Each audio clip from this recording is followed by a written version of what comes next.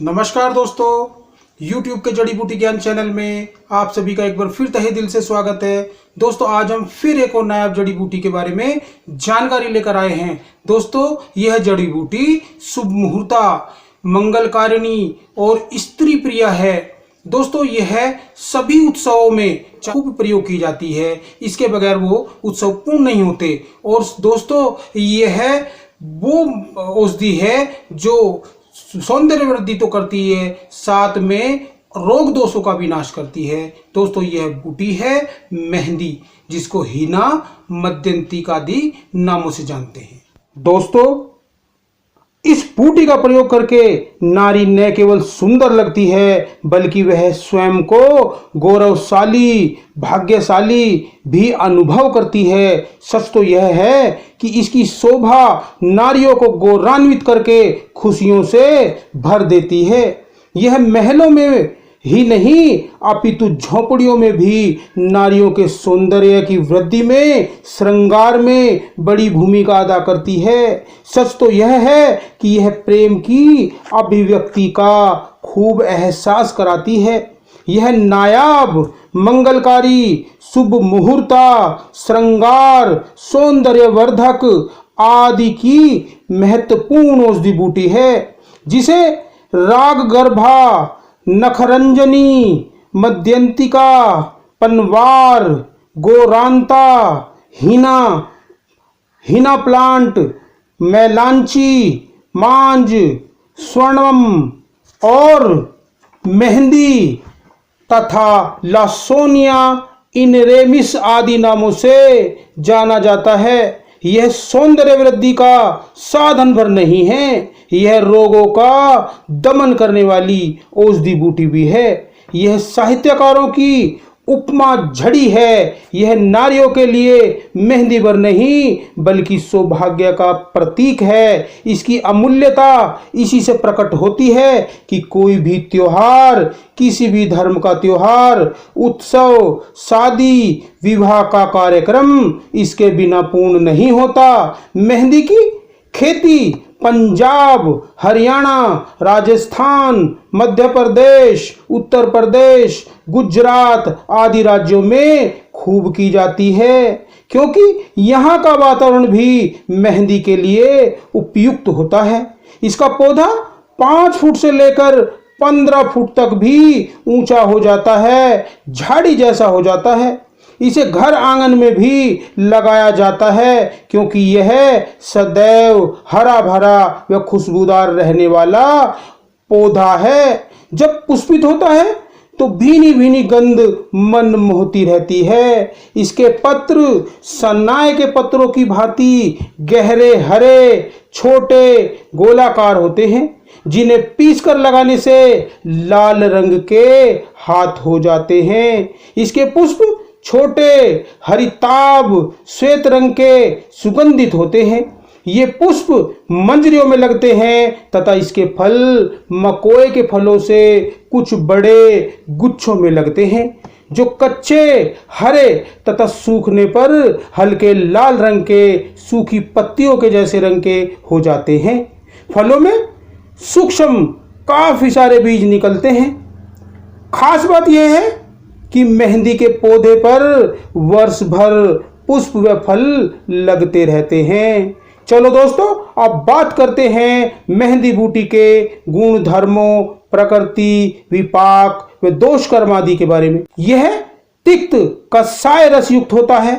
गुणों में लघु, रुक्ष गुण वाली, विपाक में शीत तथा शीत वीर्य प्रकृति की यानी ठंडी प्रकृति की औषधि बूटी है। यह कफ पित्त का शमन करने वाली औषधि है।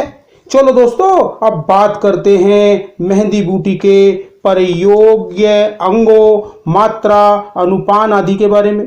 दोस्तों, मेहंदी के पौधे के पत्रों, पुष्पों, छाल, बीज का ही औषधि के रूप में प्रयोग किया जाता है। अगर मेहंदी के बीजों का चूर्ण लेते हैं तो 1 से 3 ग्राम तक, अगर पत्रों का क्वाथ लेते हैं तो 5 से 7 ml तक, पत्रों का स्वरस लेते हैं तो 3 से 7 ml तक की मात्रा में आयु, बल, प्रकृति आदि का ध्यान रखते हुए प्रयोग कर सकते हैं।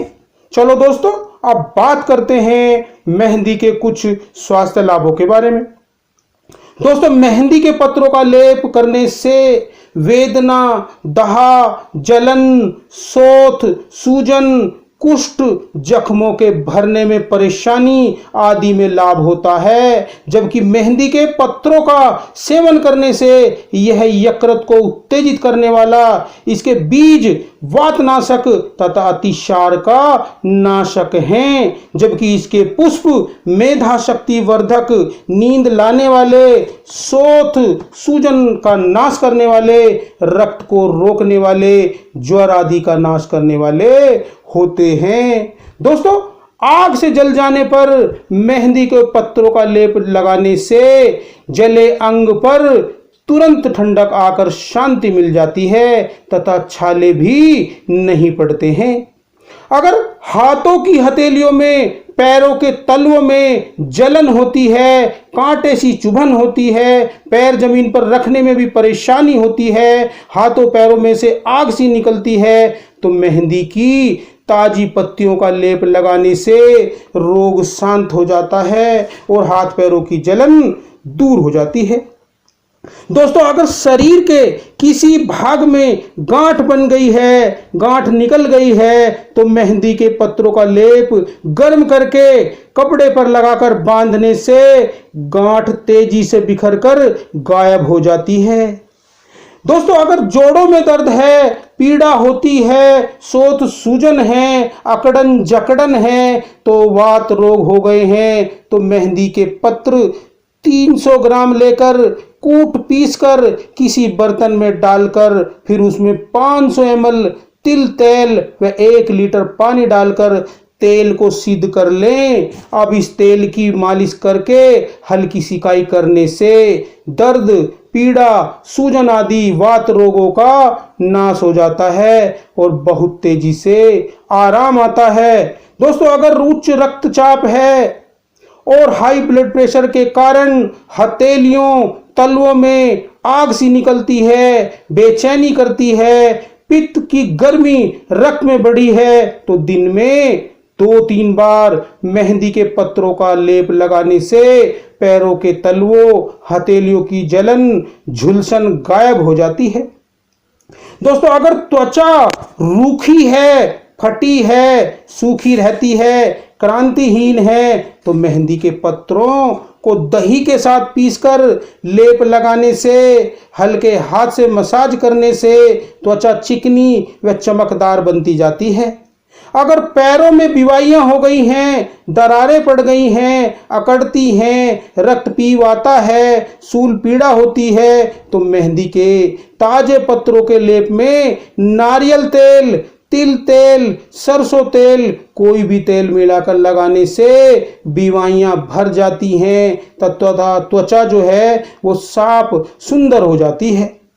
दोस्तों, अगर रक्तचाप है, रक्त विकारों, रक्त में बढ़ी गर्मी के कारण, टॉक्सिन्स बढ़ने के कारण, पित्त बढ़ने के कारण सिर में गर्मी, भारीपन रहती है, नींद ठीक नहीं आती, सिर दर्द रहता है, आंखों में भी लाली, नींद से भरी भरी रहती हैं, तो सिर पर मेहंदी के पत्रों का लेप लगाने से सिर की गर्मी शांत होकर आराम आ जाता है।